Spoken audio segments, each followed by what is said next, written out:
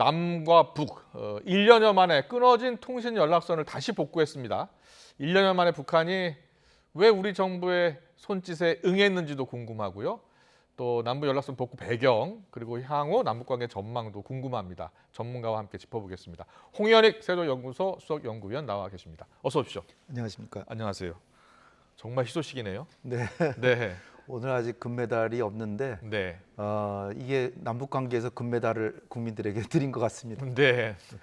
남과 북이 함께 금메달 선물이다. 네. 남북관계 개선. 네, 어떻게 희망이 보입니까? 어떻게 보고 계세요? 글쎄 남북이 서로 윈윈 게임을 하는 거라고 보는데요. 네. 먼저 북한을 보면은 올림픽에 지금 참가를 안 했잖아요. 그렇죠. 얼마나 예. 외롭겠어요. 그렇습니다. 거기다 이제 김정은의 보관은 중국하고 관계를 개선해서 중국으로부터 지원을 받으면 경제 사정도 나아지겠다 이렇게 생각을 했던 것 같은데 예. 실제로 이제 복원이 잘 안 되잖아요. 네. 코로나 변이 바이러스가 막 나오고 그래서 예.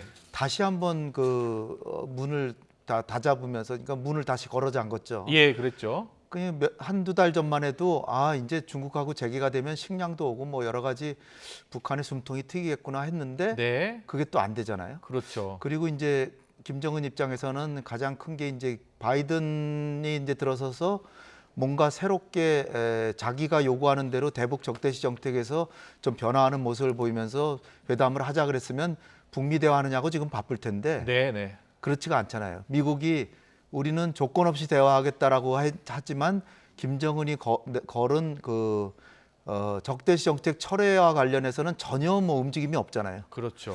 그렇게 되니까 그럼 갈 길은 남한하고밖에는 뭐 대화할 길이 없다 이렇게 그래서 생각했던 지난해부터 것 같고요. 우리 정부도 계속해서 네. 대화로 풀자라고 제안을 했잖아요. 네. 근데 작년에는 문을 꼭꼭 걸어 잠궜잖아요. 걸어 잠근 것뿐 아니라 뭐 남북 공동 연락사무소 폭파시키고 그렇습니다. 연락사무소 네. 폭파했고요. 네. 그런데 지금 왜 네. 그만큼 경제도 어렵고 또 혹시 코로나19 상황도 지금 심상치 않은 것 아닐까요? 코로나도 뭐 환자를 확정만 안 했을 뿐 없을 수가 있겠어요. 예. 그러니까 사실 좀 심각하다고 보는데 그리고 뚫리면 망한다, 나라 망한다, 막 이렇게 생각하고 있으니까 그러니까 지금 뭐 연락선이 이제 트였다고 해서 남북 간에 뭐 굉장히 빠르게 관계가 진전되리라고 예상하기는 좀 어렵고요. 네네. 그러나 이제 김정은으로서는 이게 그 미국과 대화를 하더라도 사전 정지 작업이 필요하다라고 이제 보기 때문에 예. 일단 남한하고 관계를 해놓고 남한을 거쳐서 미국을 가고 또 미국이 미국에 압박도 하는 거죠. 네. 미국하고 안 하더라도 남한하고 한다라고 해서 미국도 압박도 하고 그다음에 이제 중국하고 관계가 개선이 돼서 북중 교류가 이제 굉장히 활발해지더라도 자칫하다가 중국에 너무 예속이 된다 이렇게 생각할 수도 있잖아요. 그러니까 김정은으로서는 좀 단기를 보는 게 아니라 금년 말까지 또 내년 봄까지를 보면서 지금 이제 행보를 디딘 게 아닌가 보고요. 자, 아주 또 중요한 것 중에 하나가 내년에 우리 이제 내년 봄에 대선인데 차기 우리 한국 정부가 과연 문재인 정부처럼 그렇게 대화하자는 쪽이 아닐 수도 있잖아요. 예. 그러니까 김정은으로서는 대비를 해야죠. 그러니까 지금 남은 1년 동안 뭔가 남북 관계 개선과 북미 관계 개선을 통해서 이 자기의 그 대외 관계를 정지 작업해 놓을 필요가 있다. 이런 계산도 있을 수 있는 거죠. 그렇군요. 그런데 김여정 부부장 있잖아요. 네. 지난 3월에도 담화를 발표했는데 그때 보면 봄날은 다시 오기 어려울 것이다. 이렇게 얘기를 했었고 또 청와대에 미국산 앵무새다 이렇게 막 비난 담화를 발표하지 않았습니까? 네. 그런데 갑자기 태도가 변한 겁니다. 그 사이에 무슨 일이 있었다고 보십니까? 지금 뭐 다 공개적으로 나온 것처럼 네. 4월 달부터 친선은 오고 갔다. 네.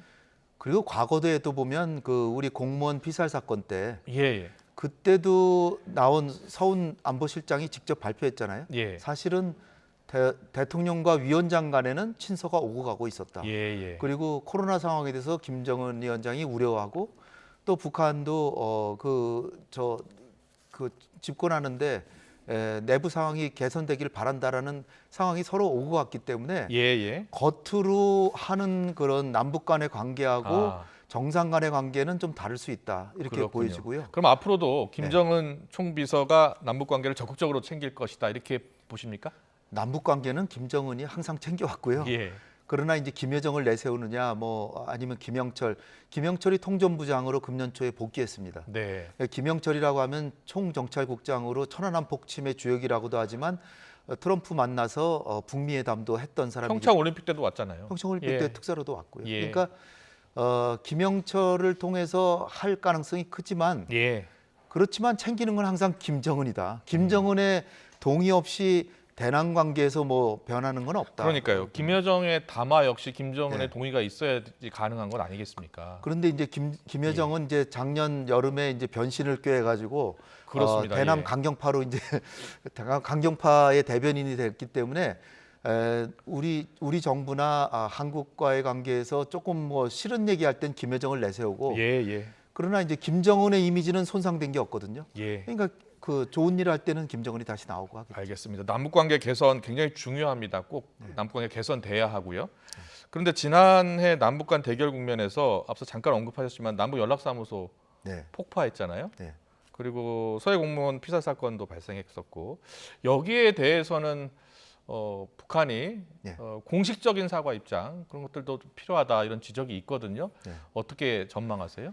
그러니까 지금 이제 사실 그 하노이 북미 정상회담 이후에 예. 2년 넘게 남북 관계가 소강 상태였죠. 예.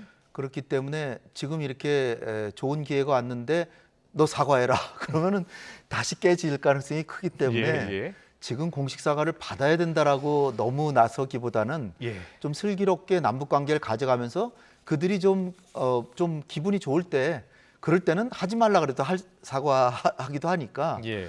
거꾸로 우리가 생각해 보면 그 서해 공무원 피살 사건 때 김정은 위원장이 불과 사흘 만에 사과를 했거든요, 사실. 예. 그거 보면은 그리고 정상 간의 교류는 그 친선을 오고 갔기 때문에 지금 너무 사과를 앞세우기보다 예. 실리를 추구해서 북미 회담도 하고 그래가지고 남북 교류 협력하면 어마어마한 이득이 있는데 너무 작은 거에 얽매일 필요가 없을 것 같다는 생각이 들어요. 알겠습니다. 지금 정부 임기 내에 지금 남북관계 개선 지금 이제 기대하는 분들도 많을 겁니다. 그래서 네. 일각에서는 혹시 추가로 남과 북 정상이 혹시 만날 수 있는 뭐 통신선을 통해서라든지 뭐 화상을 통해서라든지 네. 그런 가능성도 있지 않느냐라고 내다보는 분도 있던데 어떻게 보세요? 몇 가지 변수가 있는데 네. 그 코로나 상황이 일단 대면하기는 지금 쉽지 않은 그렇죠. 북한이 지금 누구도 안 만나고 있으니까 예. 코로나 상황이 제일 이제 크다라고 이제 여겨지고요.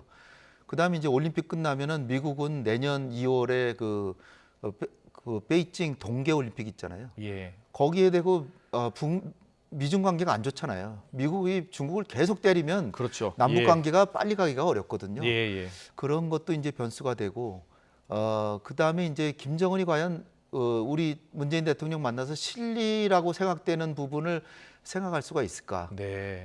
또 왜냐하면 내년에 대선에서 만약 정부가 바뀌면 김정은으로서는 그렇게 꼭 만나고 싶지는 않을 수도 있죠. 예. 따라서 북한의 입장이 그렇게 호락호락하지 않을 거기 때문에 일단 대면 상병보다 화상 그 정상회담을 하고 예. 남북 정상회담도 하고 코로나 상황 좀 풀리면서 우리가 대북 지원 뭐 식량이라든지 백신이라든지 이런 게 우리가 넉넉하게 화상 정상회담 가능성 이야기하셨는데 그런 그 설비들은 다 갖춰져 있습니까? 지금 뭐 그 남북 그 사무소 있잖아요. 예, 삼청동에 예. 거기에 지금 4월달에 이미 다 그 시험까지 해서 화상 대면은 그러니까 화상 회담은 언제든지 할 수 있는 준비는 그렇군요. 완료가 이미 돼 있습니다. 예. 최근에 웬디 셔먼 미 국무부 장관 방한했잖아요. 네. 그때 보니까 어느 정도 한미가 북한과의 관계 개선 네. 어느 정도 교감했을 것 같거든요. 네. 그래서 오늘 외신이 외국 언론들도 긴급 속보로 타전하면서 네. 남북 관계가 개선 기미가 보이면서 북한 핵 문제 돌파구가 마련될 수도 있을 것 같다 이런 기대 섞인 전망도 내놨거든요. 어떻게 보세요? 그렇죠. 김정은 위원장이 지금 자기가 그 대북 적대시 정책 미국이 철회하지 않으면 회담하지 않겠다고 했는데 예. 그냥 가긴 좀 겸연쩍잖아요. 네. 그러니까 우리가 중간에 서서 남북 간의 회담을 통해서 또 한미 간에 벌써 문재인 대통령께서 5월 달에 정상회담에서 남북 간의 관계 개선을 지원한다라는 얘기 했잖아요. 예. 따라서 남북 관계가 좀 진도를 나가면서 북한이 좀 풀리고 코로나 상황이 좀 개선되면서 북미 간에는 그 뉴욕 채널 같은 데 통해서 대화를 하고 예. 우리가 또 미국을 설득해서 지금보다 한 걸음 더 나가야 북한이 나온다. 그렇군요. 그렇게 예. 설득을 해서 북미 간의 회담을 중지할 가능성이 꽤 크다. 제가 볼 때는 요번에 지금 연락이 이제 재개된 것이 김정은 위원장이 동의한 사항이기 때문에 김정은이 동의했다는 게 굉장히 중요하고요. 예. 또 하나는 남북 통신선 연락선을 그 재개한 이후에 북한은 항상 좀 진도를 나갔어요. 그랬었군요. 과거사를 보면 예. 나갔기 때문에 이번 이 연락 재개가 된 것은 아마 꽤 어느 정도의 진전은 이미 예고된 것이다. 저는 그렇게 보고 있습니다. 알겠습니다. 어느 정도 진전을 예고하고 있다. 남북 간 통신 연락선 복원 이후 남북 관계 개선을 긍정적으로 지금 전망하셨습니다. 지금까지 홍현익 세종연구소 수석 연구위원과 함께했습니다. 잘 들었습니다. 감사합니다.